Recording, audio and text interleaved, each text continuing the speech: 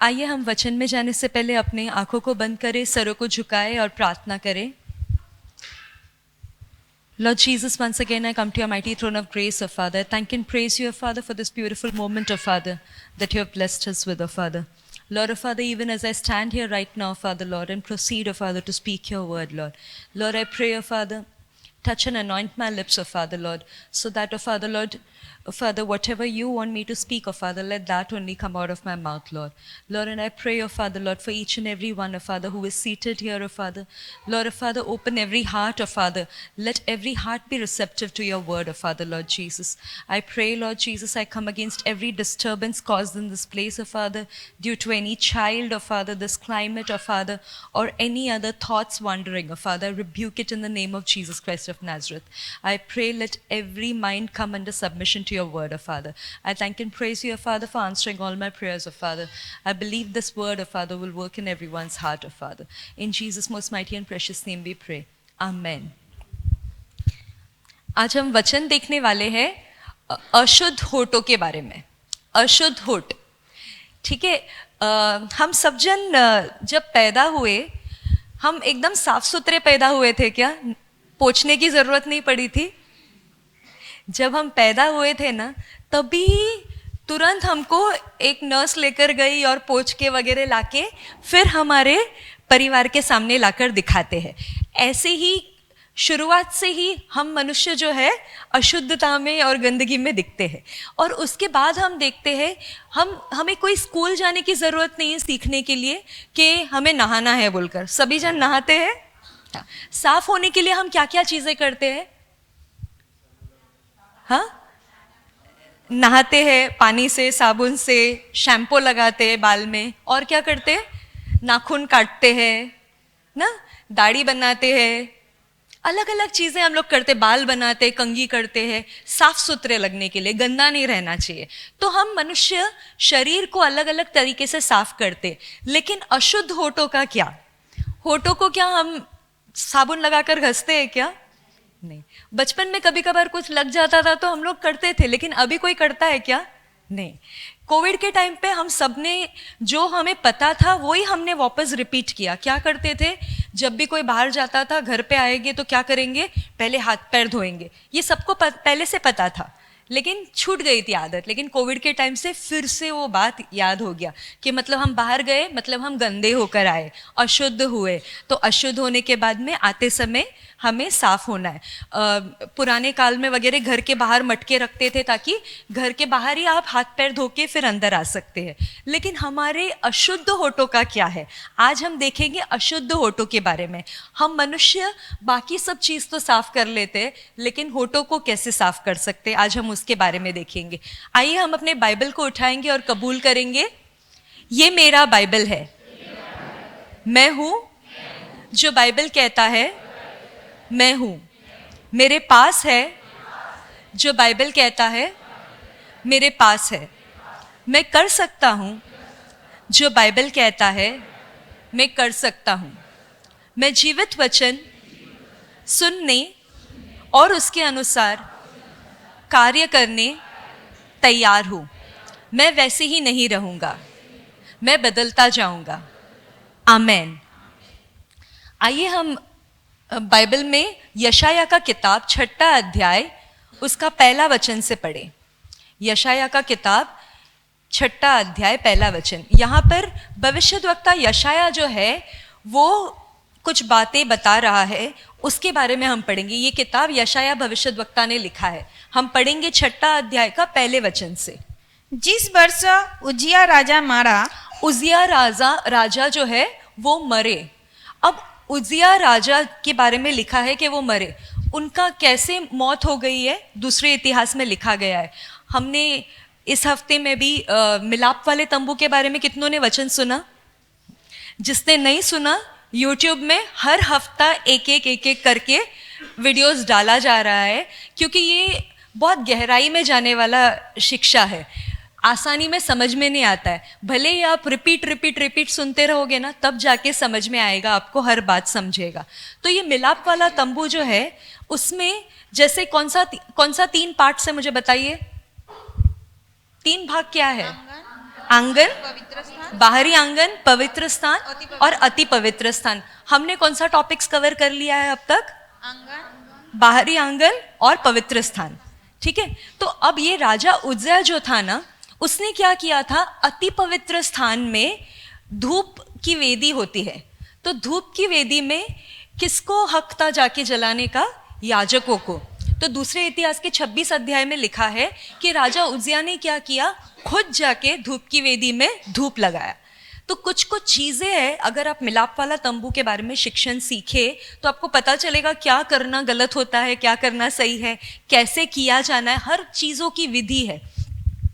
तो यहाँ पर राजा उज्जया ने गलती किया कि उसने खुद ने जाकर धूप की वेदी में धूप लगा दिया, और इसके लिए उसको क्या हो गया, कोढ़ आ गया, बराबर।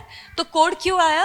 वो पवित्रता, जो अति पवित्र स्थान है, उसको अपवित्र करने चला गया, और अपवित्र अशुद्धता की बीमारी जो है उसको लग गई, कोढ़ लग गया उसको, और कोढ़ लग गया और कोढ़ से ही वो मर गया। तो राजा उज्जया यहाँ पर मरा। उसके आगे क्या लिखा है हम पढ़ेंगे। मैंने प्रभु को बहुत ही ऊंचे सिंहासन पर विराजमान देखा और उसके वस्त्रों के घेर से मंदिर भर गया। अब यहाँ पे यशायाह ने देखा कि प्रभु को बहुत ऊंचे से सिंहासन में, मैंने पिछले बार वचन दिया था, हमारा प्रभु क्या है, राजाओं का राजा। तो एक राजा के पास सिंहासन है और ये एक बड़े से सिंहासन पर विराजमान है, और क्या लिखा है, उसके वस्त्र के घेर जो है उससे मंदिर भर गए। अब जो राजघराने के लोग हुए करते थे, उनके कपड़े ऐसे ही होते थे कि उनके कपड़े जो है पूरे ऐसे घेर चलते समय फील होता था, दिखता था, जितने लंबे लंबे कपड़े पहनकर जाते थे। तो यहाँ पर परमेश्वर के बारे में क्या लिखा है, परमेश्वर की जो वस्त्र है वो मंदिर में पूरा ऐसा भर गया। तो ये हमारा राजा के बारे में वर्णन किया है। और आगे पढ़ेंगे। उससे ऊंचे पर शराब दिखाई दिया, उनके 6 पंख थे, 2 पंखे से वे अपने मुंह को ढांपे थे और 2 से अपने पांवों को, और 2 से उड़ रहे थे। अब सराप मतलब 6 पंखों वाले स्वर्गदूत।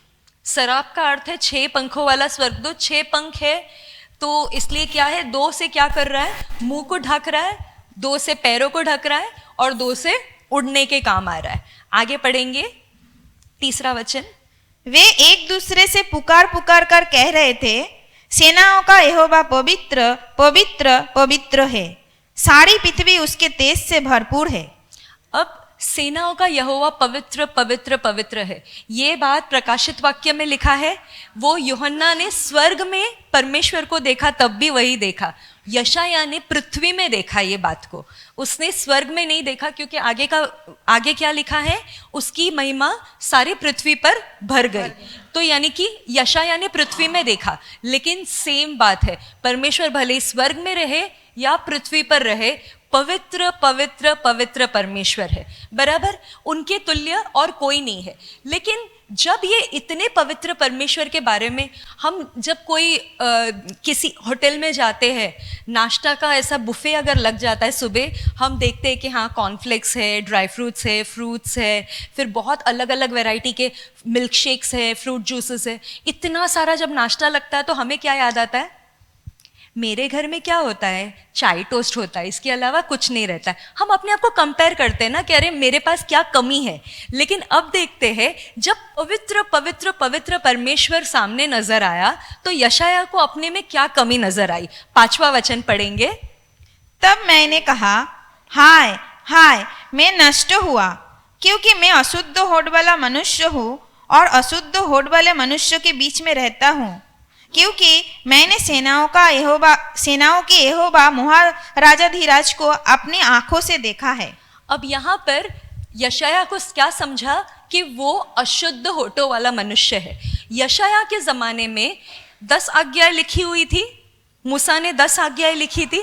तो 10 आज्ञा में से उसको कुछ भी आज्ञा याद आया क्या कि हाँ मैंने इसमें गलती किया, उसमें गलती किया? अक्सर यहूदी लोग जो है वो 5 किताब जो है तोरा, उसको लेकर एकदम स्ट्रांग होते हैं, उनको पता है, पूरा रट्टा है कि क्या वचन कहाँ लिखा हुआ है। तो इतना सब जानने के बावजूद उसको उनमें से कोई गलती नजर नहीं आई। क्या गलती नजर आई अपने आप में? मैं अशुद्ध होठों वाला मनुष्य हूँ। आज जब वो परमेश्वर को, अति पवित्र परमेश्वर को देखा, उसे याद आया अशुद्ध होठों वाला है। वही नहीं, उसको क्या याद आया? मेरे आजू बाजू के लोग जो है, मैं जहाँ रहता हूँ, जो समाज में, वो लोग भी क्या है? अशुद्ध है। आज आप और मैं 2700 साल बाद जो यहाँ इस संसार में है, हमारा होठ अच्छा है, पवित्र है? नहीं। और हमारे आजू बाजू में भी पवित्र होठों वाले लोग हैं? नहीं।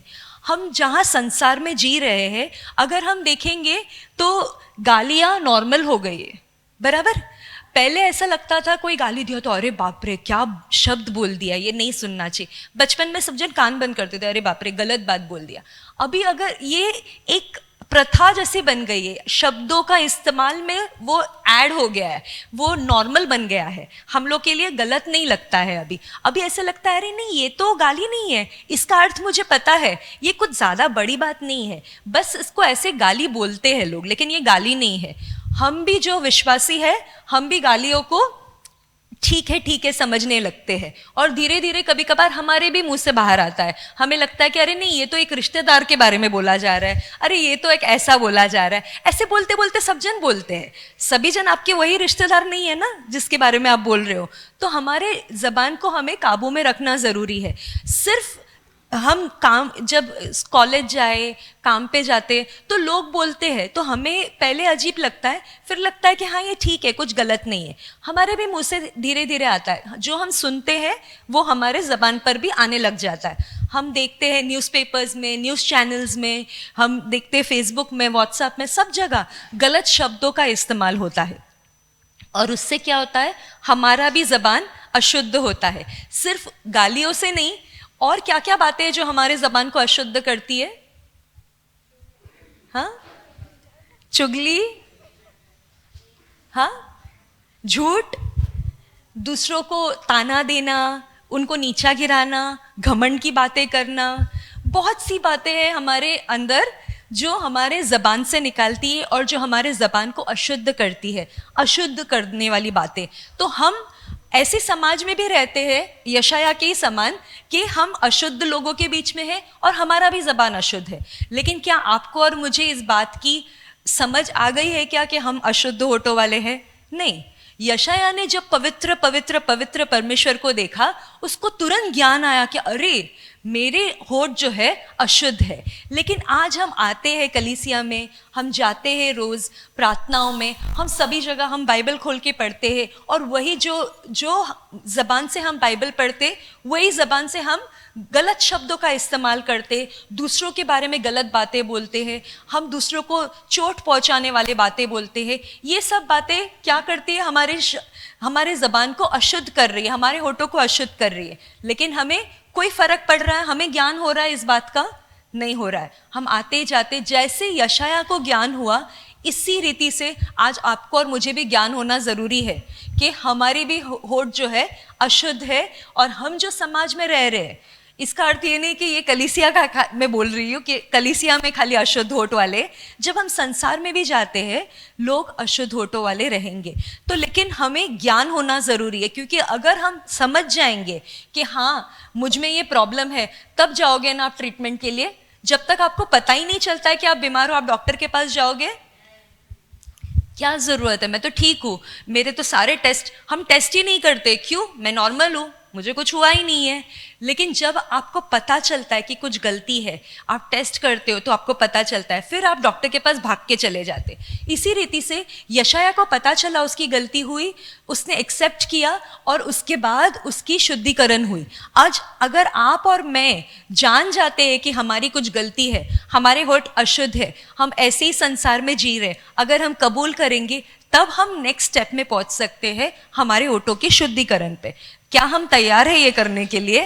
हाँ, तो हम पढ़ेंगे क्या बात है जो एक मनुष्य को अशुद्ध करता है। मत्ती का किताब 15 अध्याय 18 वचन। मत्ती का किताब 15 अध्याय 18 वचन।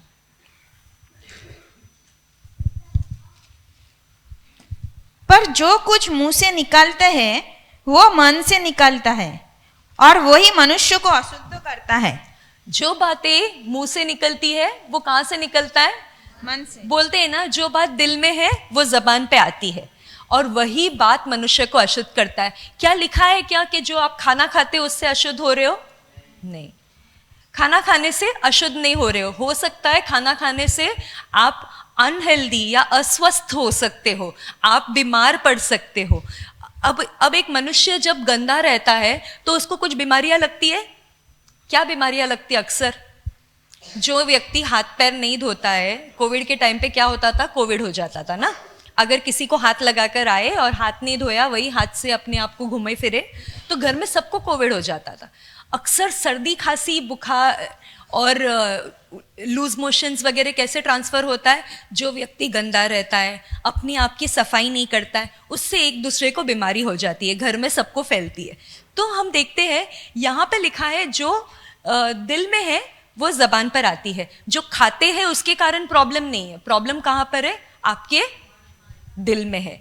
और आगे का वचन हम पढ़ेंगे नहीं, लेकिन उसमें बहुत सारी ऐसी बातें लिखी है कि बुरे विचार, हत्या, फिर परस्त्री गमन, व्यभिचार, चोरी, झूठी गवाही, निंदा, ये सब बातें कहाँ होती है? मन में। और जब मन में है तब वो आती है आपके जबान पे। आप ऐसे ही किसी को भी डांट लेते हो क्या? नहीं। आप ऐसे ही किसी को चिल्लाते हो? नहीं। आपके मन में वो व्यक्ति के प्रति चोट होता है, गुस्सा आता है, निंदा करते हो, तब जाके आप उस व्यक्ति पर उंगली उठाते हो या उसको उल्टा सीधा बात करते हो। तो कहाँ से शुरुआत होती है? हमारे दिल में। जैसे हम देखते हैं, अगर आपका जबान गंदा है तो ये सिग्नल क्या दे रहा है? आपका दिल बीमार है, दिल खराब है। जैसे आजकल कार में या फिर स्कूटर्स में ये सामने जो डैशबोर्ड है उसमें आपको इंडिकेटर मिलता है, पता है? अगर आपने गाड़ी में सीट बेल्ट नहीं डाला तो वो वहाँ पर दिखाई देता है कि सीट बेल्ट का अलार्म देता है कि अरे तुमने सीट बेल्ट नहीं डाला। आपने अगर दरवाज़ा खुला रखा है तो वो भी सामने दिखाई देता है कि दरवाज़ा खुला है। यही नहीं, इंजन में कुछ प्रॉब्लम है वो भी सामने दिखाई देगा, इंजन में तेल का कमी है, इंजन में कुछ प्रॉब्लम है। तो आजकल ये स्मार्ट होने के नाते सब कुछ आपको डैशबोर्ड में दिखाई देता है। इसी रीति से जैसे डैशबोर्ड एक पूरी गाड़ी का असलियत बता देता है कि गाड़ी में क्या खराबी है, उसी रीति से आपका जबान जो है ना बता देता है आपके दिल में क्या खराबी है। हमारा जबान हमारा इंडिकेटर है या फिर सिग्नल है कि अंदर कुछ गड़बड़ है, ये व्यक्ति में कुछ तो प्रॉब्लम है, वो आपके जबान से पता चलेगा। आप कितना भी कोशिश करो मीठा मीठा बोलने का, लेकिन किसी को देखोगे तो आपका मुंह से सब कड़वा आने शुरू हो जाता है, कितना भी अच्छा व्यक्ति क्यों ना हो, तो पता चल जाएगा कि मतलब आपका दिल में कुछ तो गड़बड़ है। तो अब हम पढ़ेंगे लूका का किताब 6 अध्याय 45 वचन। लूका का किताब 6 अध्याय 45 वचन।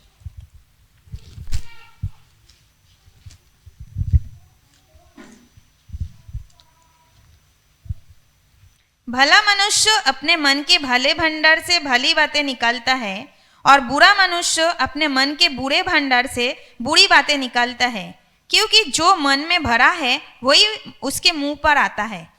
जैसे मैंने कहा, जो मन में है वो आपके जबान में है। एक व्यक्ति का जबान, एक भाषा से आप पहचान सकते हो ये व्यक्ति कहाँ का है। यदि आप मराठी बात करते हो तो आप कहाँ के रहोगे? महाराष्ट्र के। बंगाली बात करते हो तो कितना कॉमन बात है ना। कन्नड़ा से आप पहचानोगे मैं कहाँ से हूँ, मैंगलोर से हूँ। मैं मलयालम बोलूंगी तो आप बोलोगे मैं केरला से हूँ। इसी रीति से मैं अगर कुछ गलत बात बोलूंगी तो आप बोलोगे मैं संसार से हूँ। यदि मैं अच्छी बात बोलूंगी तो आप क्या बोलोगे? मैं स्वर्ग की बात बोल रही हूँ। तो फिर हमारा जबान जो है आपको पता करवाता है आप कहाँ के हो, क्योंकि लिखा है जो क्या लिखा है? अच्छी बातें कहाँ से निकलेगी? भला मनुष्य अपने हृदय के भले भंडार से भली बातें निकालता है। यदि आप स्वर्गीय बातें निकालते हो, मतलब आप कहाँ से जन्मे हो? आप स्वर्ग की बातें कर रहे हो तो आप स्वर्ग के से जन्मे हो। यदि आप संसारिक बातें करते हो, आप गलत बोलते हो, किसी को विरोध बात करते हो, यानी कि आपका जन्म कहाँ का है? आप संसारिक हो। संसार और परमेश्वर में फर्क रहना जरूरी है, क्योंकि आखिर में क्या लिखा है, जो आपके हृदय में है वही आपके मुंह में है। हम सब यहाँ पर कलीसिया में आते हैं और कहते हैं हमारे दिल में कौन है, दिल में सब गा रहे हैं, कौन है, यीशु है ना। तो यीशु है, तो यीशु हमारे जबान से निकलना चाहिए, दिखना चाहिए हमारे जबान से कि हम यीशु के संतान हैं। तो हमें वैसी बातें करना ज़रूरी है। जैसे एक उदाहरण देना चाहूँगी, एक मनुष्य को यदि आप देखोगे, सबके होठ कौन से कलर के होते हैं, लिपस्टिक डाला हुआ होठ का नहीं बात कर रही हूँ, ऐसे नॉर्मली कौन से रंग के होते हैं, पिंक ना, पिंक रेड ऐसे रहेगा। अगर किसी का होठ ब्लू है, इसका अर्थ क्या, वो नॉर्मल दिखता है आपको, नहीं, ब्लू रहेगा। तो अगर कोई व्यक्ति ब्लू होठ वाला है, इसका अर्थ ये है उसको कुछ तो दिल की बीमारी है, क्योंकि उस व्यक्ति का जो है रक्त जो नस से घूमता है, जो खून, वो कुछ नस में प्रॉब्लम है और ऑक्सीजन नहीं सप्लाई हो रहा है बराबर से उसके हार्ट में, और इसके लिए उसके होठ क्या हो जाते, ब्लू हो जाते।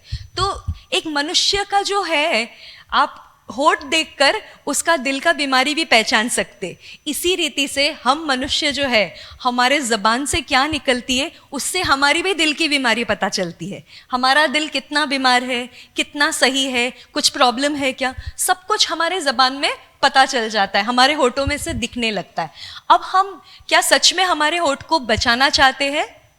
हाँ, तो होठ को कैसे बचाया जाए हम पढ़ेंगे भजन संगीता का 141 वचन, 141 अध्याय 3 वचन।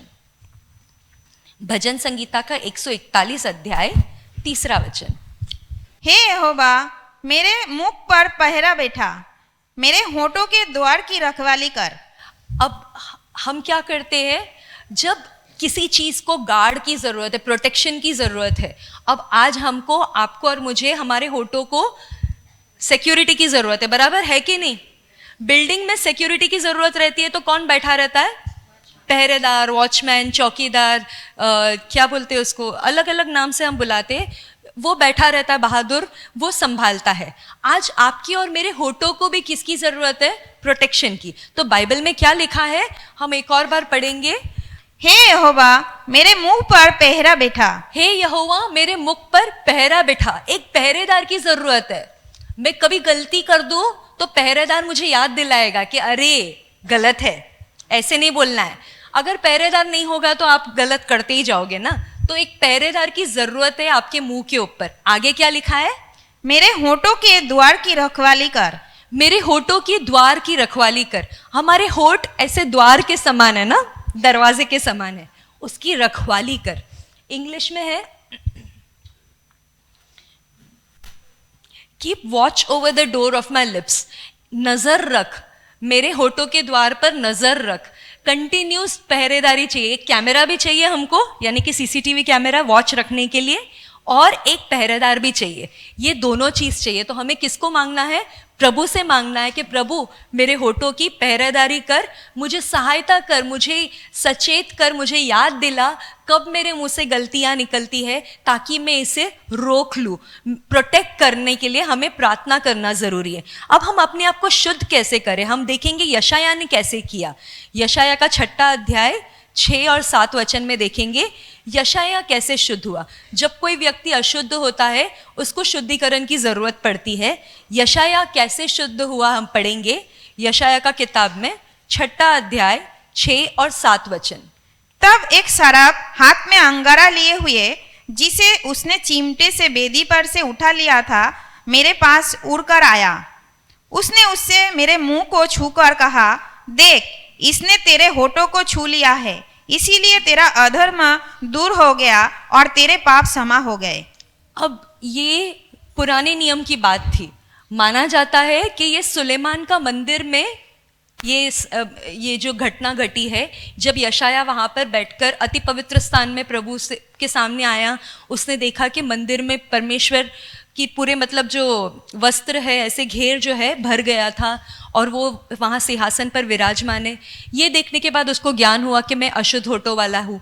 और वो ज्ञान होते बराबर क्या हुआ, जब उसने कबूल किया उस बात को, वहाँ पर जो स्वर्गदूत था, जो सराप थे, उसने क्या किया, एक अंगारा इंग्लिश में कोलसा बोलते या फिर राख, वो लेकर क्या किया, उसके होठों को शुद्ध कर दिया, छूकर शुद्ध कर दिया। तो उस जमाने में जैसे वहाँ पर वेदी में कुछ बलिदान चढ़ाया जाता था, वो बलिदान का जो लास्ट में राख बचता था, वो राख उठाकर उसको शुद्ध किया गया। आज आपके और मेरे लिए कोई बलिदान का राख है क्या? नहीं, लेकिन वो बलिदान का क्या है हमारे पास? बलिदान का लहू है। हम पढ़ेंगे नहीं, लेकिन पहला यूहन्ना का बुक में लिखा है, पहला यूहन्ना का पहला अध्याय 7वां वचन का आखिरी भाग में लिखा है कि परमेश्वर यीशु मसीह का लहू हमें सारे पापों से शुद्ध कर देता है। तो आज हमें यीशु मसीह की लहू की ज़रूरत है कि हमारे अशुद्ध होठों को वो शुद्ध कर सके। पर क्या हम मानते हैं कि सच में हमारे होठ अशुद्ध है? यदि हम नहीं मानते, यानी कि पहला यूहन्ना का पहला अध्याय में लिखा है, जो व्यक्ति मानता नहीं है कि मैं पाप करता हूँ, वो क्या कर रहा है?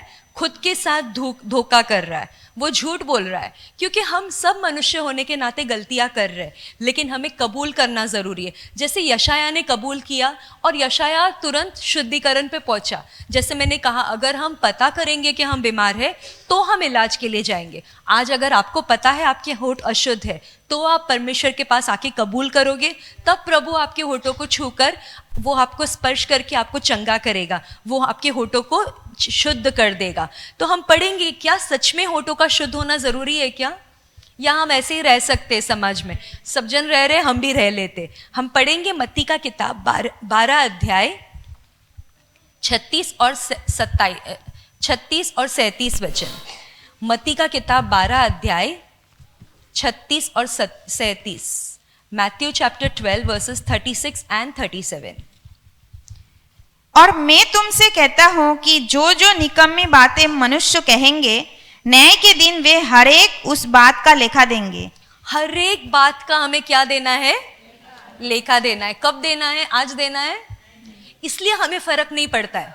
आज तो नहीं देना है ना, तो चलो, हमको क्या लगता है, इतना दिन, इतने सालों से हमने इतना कुछ बोला है, कुछ फर्क हुआ नहीं है, तो क्या फर्क पड़ने वाला है? लेकिन बाइबल में लिखा है, जो भी अशुद्ध, जो भी गलत बातें हमारे मुंह से निकलती है, न्याय के दिन में हर एक बात का हमें लेखा देना है। आप सोचो, आप पूरा दिन अच्छी अच्छी बातें करते हो क्या? हाँ, नहीं ना? सच में करते हो? नहीं करते हो? नहीं करते, बराबर, सही बात है। मैं भी नहीं करती हूँ, आप भी नहीं करते। आप में से किसी को भी अच्छा लगेगा क्या अगर मेरा रिकॉर्डिंग पूरा दिन जो मैंने बोला दूरदर्शन पर लाइव सुनाई देगा? तो आपको मजा आएगा सुनने के लिए, लेकिन अगर आपका सुनाई देगा तो अच्छा लगेगा क्या? नहीं ना? वैसे ही जब हम न्याय के दिन में खड़े रहेंगे, हमें हमारी पूरी रिकॉर्डिंग सुनाई देगी। जो भी हमने गलतियां किया है, हर एक बुरी बातों का हमें न्याय चुकाना है।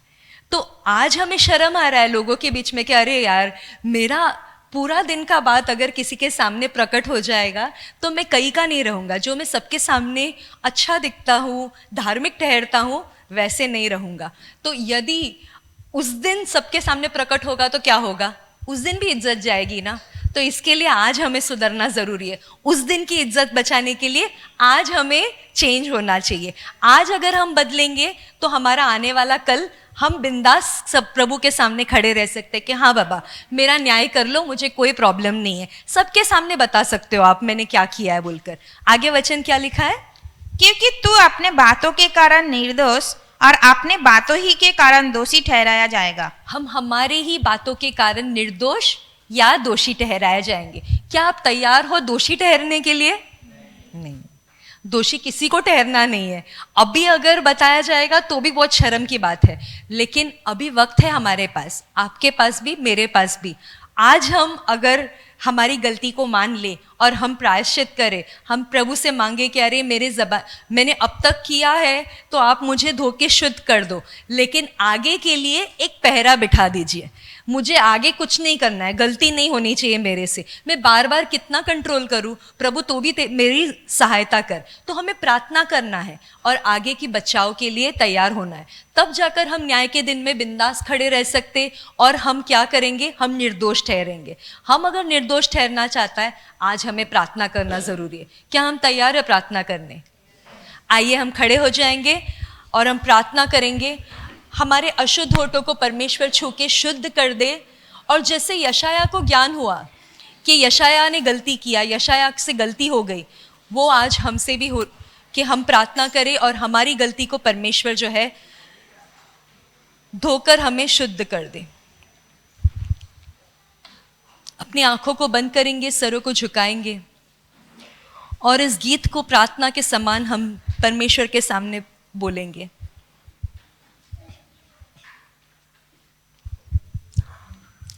सेनाओं का यहोवा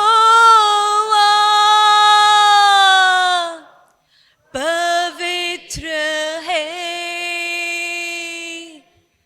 पवित्र है। सेनाओं का यहोवा पवित्र है, पवित्र है। तू पवित्र पवित्र है, तू पवित्र पवित्र है, तू पवित्र पवित्र है, तू पवित्र पवित्र है।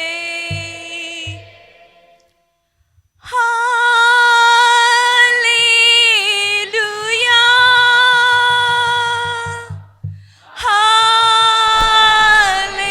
Hallelujah,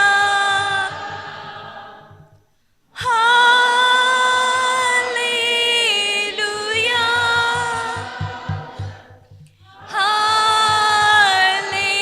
hallelujah.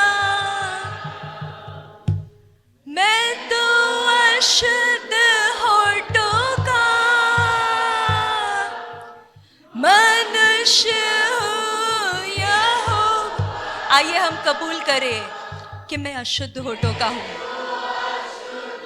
होठों का। आज ये हम प्रार्थना करें अपनी पवित्र अग्नि से, अग्नि से मुझको तू छू यहोवा। अपनी पवित्र अग्नि से मुझको तू छू यहोवा। तेरी पवित्रता, तेरी पवित्रता मुझ में बनी रहे सदा। तेरी पवित्रता मुझ में बनी रहे सदा। सेनाओं का यहोवा पवित्र है, पवित्र है। सेनाओं का यहोवा पवित्र है, पवित्र है।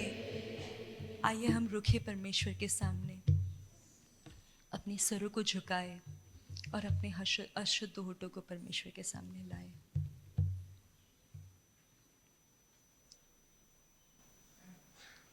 मैं तो अशुद्ध होठों का मनुष्य हूँ यहोवा। मैं तो अशुद्ध होठों का मनुष्य हूँ यहोवा। तेरी पवित्र अग्नि मुझको तू छू यहोवा, तेरी पवित्र मुझको तू छू यहोवा,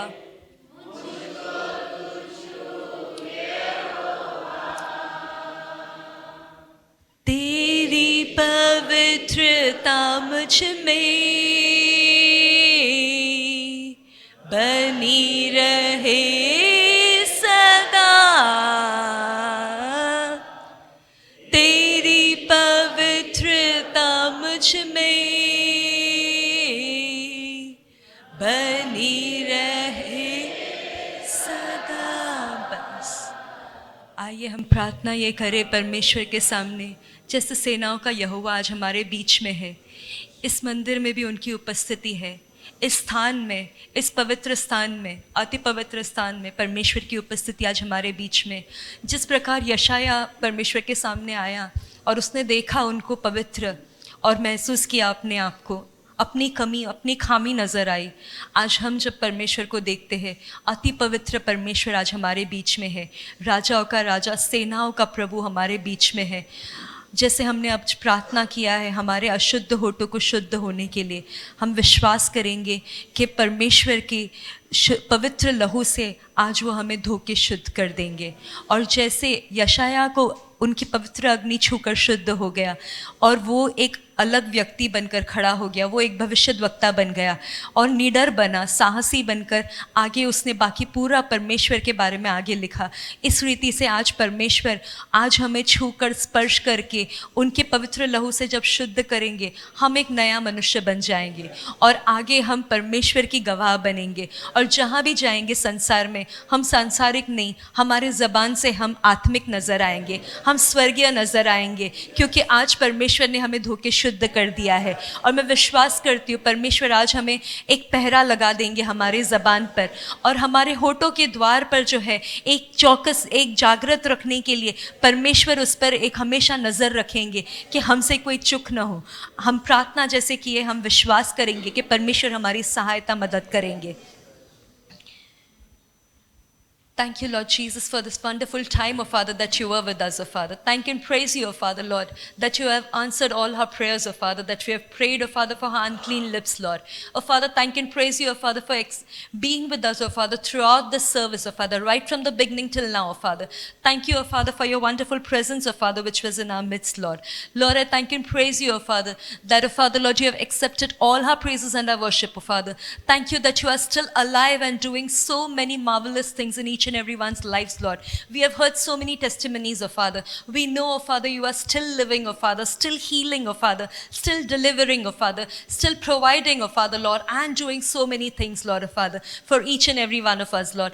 Thank you, oh Father, that you have seen every hands, oh Father, that was stretched forth, oh Father, in offering, oh Father, and sowing tithes in your kingdom, oh Father. I believe, oh Father, whether they have done it online or offline, oh Father, you are faithful enough, oh Father, to bless them, oh Father, Lord. Pressed down, shaken together, running over, they'll get back, oh Father, Lord.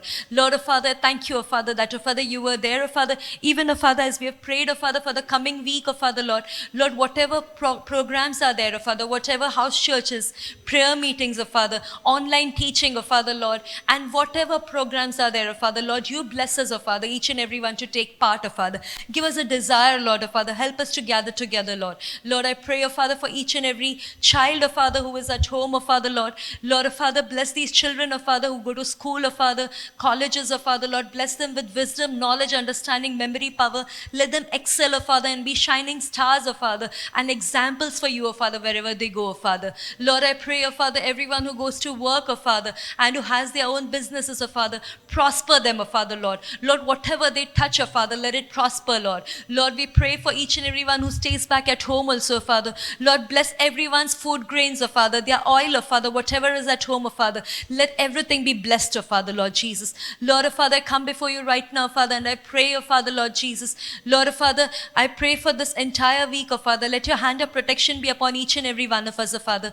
We pray for health, oh Father, healing, oh Father, wholeness, oh Father, Lord, for your favor, oh Father, upon each and every one of your child, oh Father, Lord. We pray for deliverances, oh Father. Lord, we pray, oh Father, for your peace, oh Father, that surpasseth all understanding, Lord. We pray, oh Father, for sound sleep, oh Father, in the night, Lord. Lord, we pray, Lord Jesus, oh Father, for everyone, oh Father, who has been, oh Father, undergoing treatments also, oh Father, Lord, whether they are going to the hospitals, to the doctors, oh Father, taking medicines, oh Father, take care of each and every one of them, oh Father. Lord, bless them in what they do, oh Father, Lord. Lord, oh Father, we pray, Lord Jesus, oh Father, for everyone celebrating their birthdays this week, oh Father. I pray, Lord Jesus, let this year be an amazing year for them, oh Father. Lord, like none other year, oh Father, Lord. Lord, whatever, Lord, you have kept for them, oh Father, let it, oh Father, get revealed, oh Father, in this year, oh Father. You bless this coming year for them, oh Father. I pray, oh Father, anyone celebrating their marriage anniversaries this week, oh Father, let there be many more years of love and togetherness, oh Father. Lord, let the families, oh Father, flourish, Lord.